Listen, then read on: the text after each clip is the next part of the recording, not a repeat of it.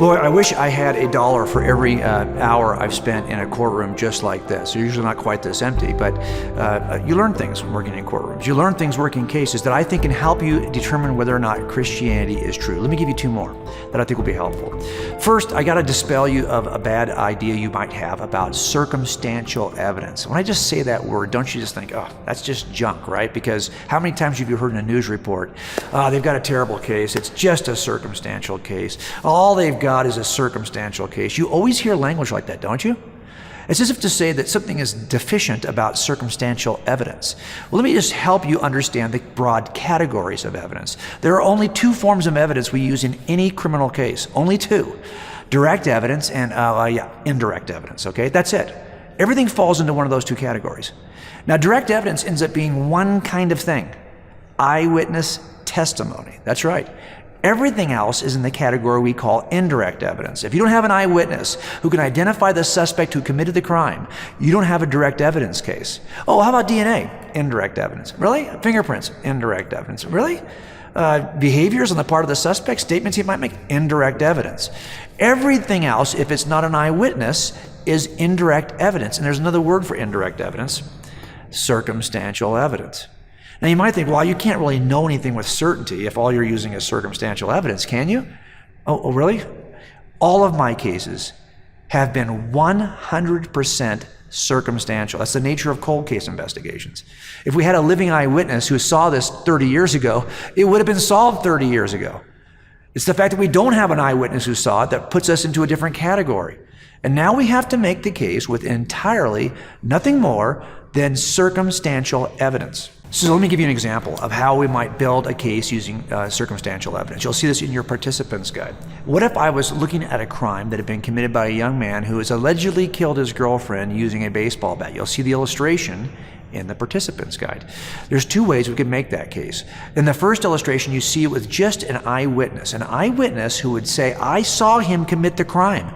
And if she's so sure that she can identify the suspect, you could make a case on one piece of evidence, the singular eyewitness testimony of the neighbor who saw the crime, and that would be a direct evidence case.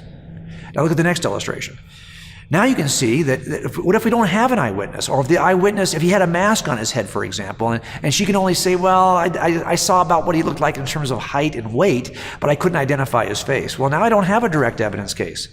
Now I've got to do all the other things you see in the diagram. Go out and talk to him and get his alibi. Does that check out? Do I find a murder weapon in his house? Do I find clothing that matches the clothing described by the witness? Does he say anything that actually implicates him? Is he wearing the right kind of shoes? Does he have a key to get in the house?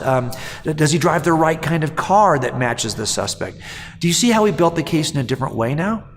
We don't have an eyewitness in the second form of the case. Instead, we're using many pieces of evidence that all point to the same reasonable inference. This is a great example of the difference between direct evidence cases and indirect evidence cases. Now, what does that mean? Well, it's about building a case on all the other kinds of things that we use to make a truth claim. But I just want you to be clear on one thing. There is no such thing as deficient evidence related to direct evidence. Circumstantial evidence is not somehow less valuable. As a matter of fact, we have a jury instruction.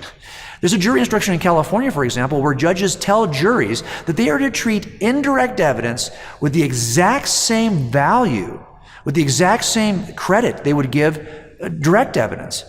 So stop saying it's just an indirect case or it's just a circumstantial case, unless you're willing to say it's just a direct evidence case. You would never say that. These are 2 forms of evidence that are to be given the exact same weight in your considerations. I only say that because, of course, we're not going to be able to call a witness in to tell us what Jesus did in the first century. We're going to have to trust the eyewitness accounts and a bunch of other stuff that we would typically label as circumstantial evidence. But that is actually good evidence and a good way to build the case. Let me say one more thing about that. There are many times when I would rather have a circumstantial case, an indirect case, than a direct case. You know why? Because witnesses lie all the time.